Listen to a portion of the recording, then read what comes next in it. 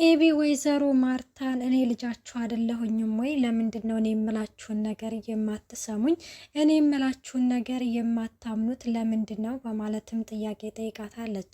ማርታም አወደኛ ልጅ አይደለሽም፣ ምንሽ ይመስላልኛል አስተሳሰብሽ ወይስ ምንሽን? ምንም ነገር እኮ እኛን አይመስልም።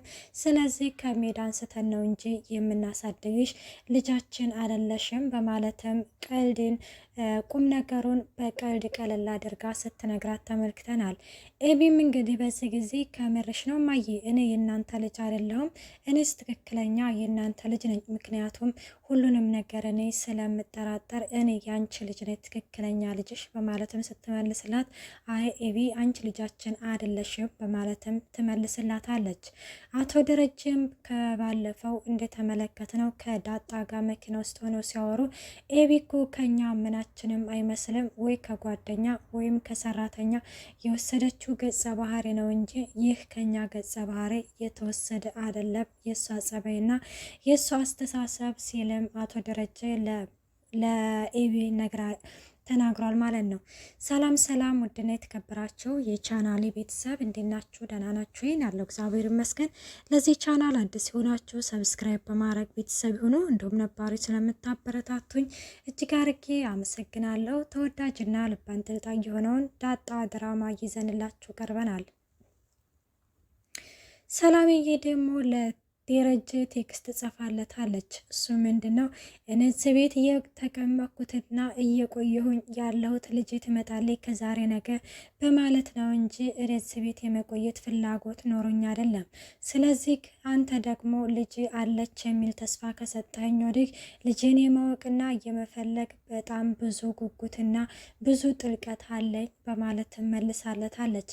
ግን እኔ በጣም ግራ የገባኝ ነገር ዳጣ የማርታ ልጅ ሰላም ዳጣ የሰላም ልጅ ኤቢ ደግሞ ዳጣ የማርታ ልጅ ኤቢ ደግሞ የሰላም ልጅ ትሆናለች ብላችሁ የገመታችሁ ማን ናችሁ? እኔ እንግዲህ አሁን ላይ እንደዛ እየገመኩኝ ነው። በጣም ይሄ ድራማ በጣም ግራ የሚያጋባና የሚያወሳስብ ነገር ቢሆንም ግን ከተመለከታችሁት ብዙ የሚያስተምር የህይወት ታሪክ አለው ማለት ነው። እናም ለደረጀ እንግዲህ እኔ ከዚህ ከቤት እወጣለሁኝ እንዲሁም ልጅን በውጭ ሆኜ በሚዲያ መፈለግ እችላለሁ ስትልም ለደረጀ ይህንን ቴክስት ስትልክለት ደረጀ የሚደውልና ቆይ አሁን ይህንን ቴክስት ቤተሰብ ቢያየው ወይስ ልጆቹ ቢያዩት ምልቴ ነው? እንዴት እንደዚህ አይነት ቴክስት ትጽፊልኛለች? ሁለተኛ እንደዚህ አይነት ቴክስት እንዳትጽፊልኝ በማለትም ያስጠነቅቃታል። ሰላም በዚህ ጊዜ አይ ልጆቹ ስልኬን አያዩትም፣ ምንም ነገር አትጨነቅ ስትለው እሺ የኔንስ ቢያዩት ሲላት እንግዲህ ጋሺ አንተ ለራስህ ትጠነቀቃለህ ካደል? ይሄን ያህል ቆየኔስ ጉዳይ ለምንድን ነው የሚያሳስብህ? የመጀመሪያ ልጅን ማወቅ ፈልጋለሁኝ። ሁለተኛ ልጅን ከመውለደ በፊት የመጀመሪያ ልጅን በአቃትና ኑሮ የት እንዳለች ብትነግሬ ኖሮ ሁለተኛ ባላረገዝኩ ኖሮ በማለትም ለደረጃ አሁን ላይ ፍንጭ ሰጥተዋለች።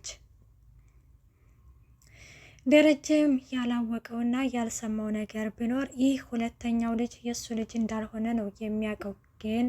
ግን ደግሞ ይህ ሁለተኛውም ልጅ የእሱ ልጅ እንደሆነ ዛሬ ላይ ፍንጭ ሰጥተዋለች።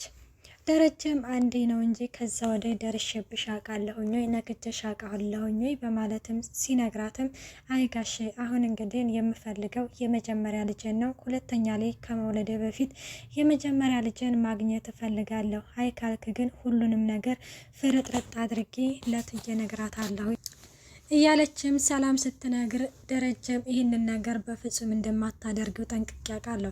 ይህንን ነገር ካደረግሽው ማርታ እጅሽ ላይ እንደምትሞትብሽ ወቂ በማለትም ይነግራታል።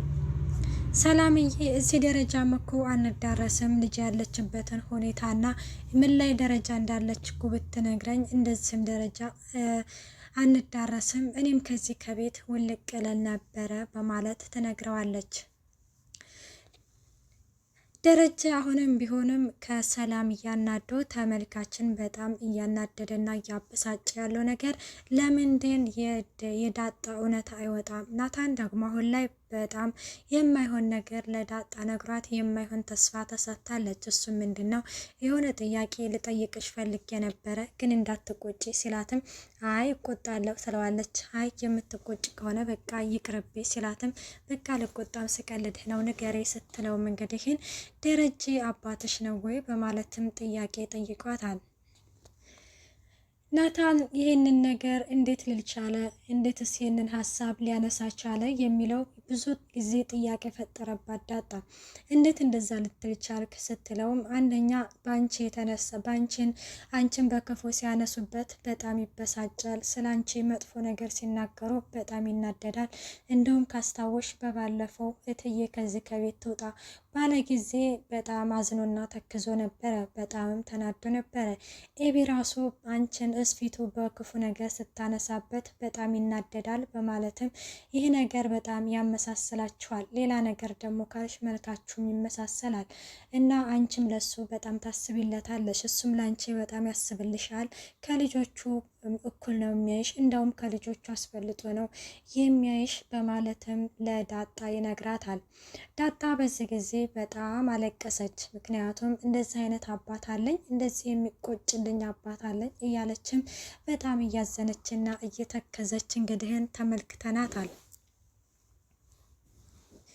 እናም እንደዛ እንግዲህ ሲል እውነት እኮ አባዬ ያንቺ አባት ከሆነ እማዬ ደግሞ እናትሽ ነች በማለትም ሲነግራት በዚህ ጊዜ ዳጣ በጣም ሌላ ስሜት ውስጥ ትገባና በቃ ናታንዬ የኔ አባት ሲሳይ ነው፣ እሺ ይህንን ነገር በቅንጭላት ያዘው ትልና ተነስታ ወደ ቤት ትሄዳለች። ወደ ቤት ስትሄድ ማርታ የውሃን ጸጉር እየነካካች ጭኗ ላይ አስቀምጣት እንግዲህን አስተኝታት እየደባበሰቻት ነበረ።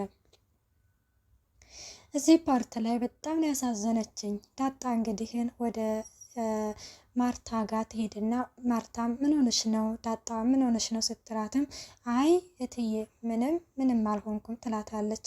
እንዴ ምን ሆነሽ ነው ምንም አልሆንኩም የምትይ ስትላትም መልስ ራሱ እየሰጠች አይደለም፣ ግትር ብላና ድርቅ ብላ እየቆማ ነበረ። ከዛ ማርታ ምን ሆነሽ ነው ዳጣ ምንድን ሆነሽ ነው ስትላትም አይ እትዬ እሱ ጋር ልተኛ ትላታለች። የት እዚህ ስትልም አዎ ትላለች። በዚህ ጊዜ ውሃ ትነሳላታለች። ውሃ ግን ከዛ ስለተነሳ ኩርፋ ነበረ።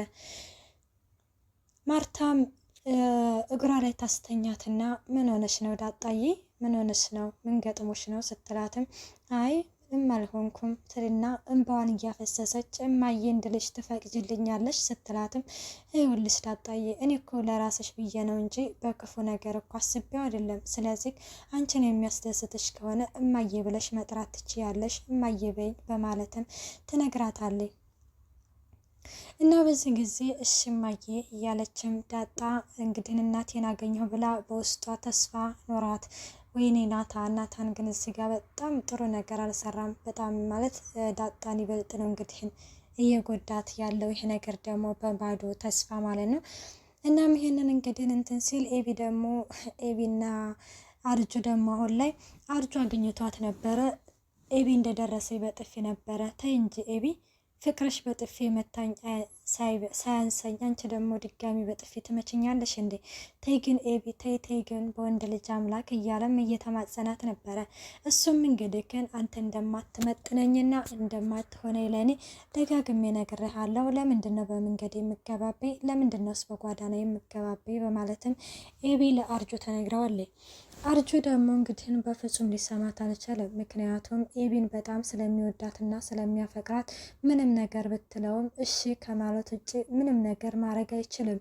እኔ በአንቺ ፍቅር ታንቄ በሞትና አንድ ነገር ብሆን ምን ትያለሽ? ምንስ ይሰማሻል? ሲላትም ስለፈለክ ለምን ገደል አትገባም? በማለትም መልሳለታለች። በር ላይ ውሃን ስታገኛት ውሃም እንግዲህን እንኳን ደህና መጣሽ ስትላትም ደህና ነኝ እንዴት ናችሁ ይባባሉና ያው ሁለት ደግሞ ከሄር ነገር እንደማይመላለስ ሁላችንም እናውቃለን።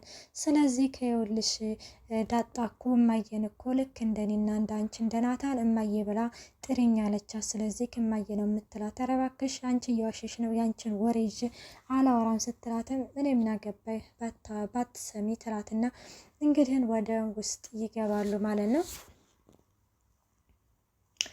ናታንን ደረጀ ደግሞ በባለፈው ማለት ይዟቸው ነበረ ክፍል ውስጥ እንግዲህን ዳጣንና ናታንን ይዟቸው ነበረ እና በዛን ጊዜ ደረጀ እንግዲህን በጣም ፈገግ ብሎ የሆነ ሳቅ ብሎ ነው ያለፈው እንጂ ነገሩን እንደዚህ ይቆጣል ምናምን ሲሉ አይ በፍጹም ሊቆጣ ራሱ አልቻለም።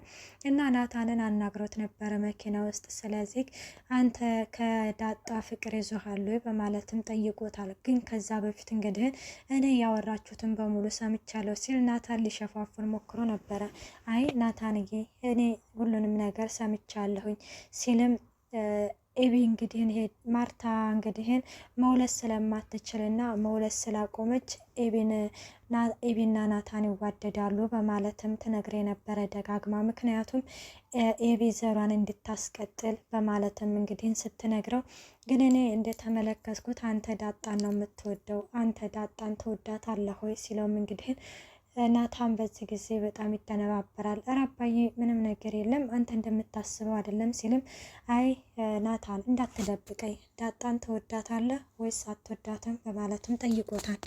ናታን በጣም የሚገርመኝና የሚያስደንቀኝ ነገር ለምንድን ነው ለደረጀ የማይነግረው? ዳጣን እንደሚወዳት ለደረጀ ቢነግረው ደረጀ እንደ አባትም እንደ ወንድምም እረዳሃለሁ በማለትም መልሶለት ነበረ። እሱ ግን በመካከላቸው ምንም ነገር እንደሌለ ተናግሯል። ውድና የተከበራቸው የቻናሌ ቤተሰብ በቀጣይ ቪዲዮ እስከምንመጣ ባይ ባይ።